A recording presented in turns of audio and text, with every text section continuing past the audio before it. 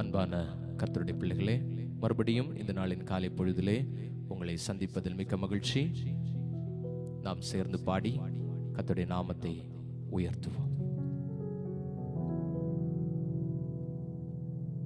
உன்னதமானவரின் உயர் மறைவில் இருக்கிறவன், சர்வ வல்லவரின் நிழலில் தங்குவான்.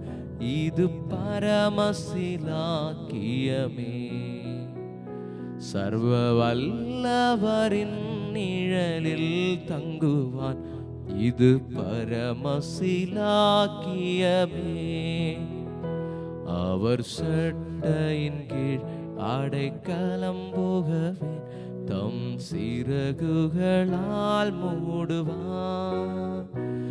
அவர் சட்டையின் கீழ் அடைக்கலம் புகவேன், தம் சிறகுகளால் மூடுவார்.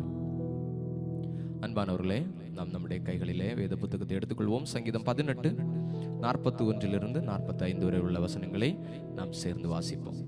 சங்கீதம் 18:41 46 வரை.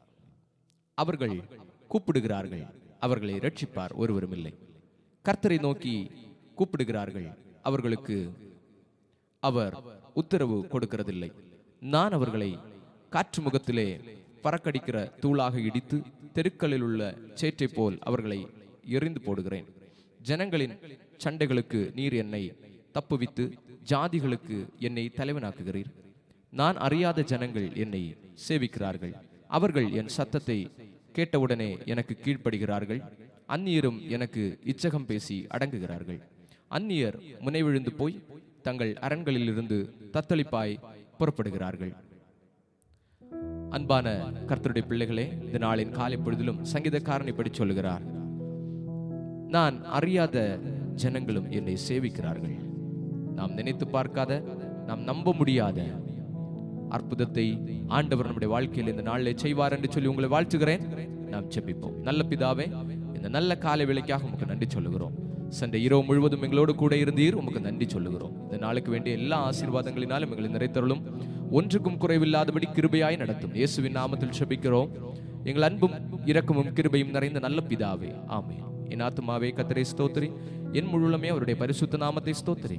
என் ஆத்துமாவே கர்த்தரை ஸ்தோத்திரி, அவர் செய்த சகல உபகாரங்களை மறவாதே. ஆமென்.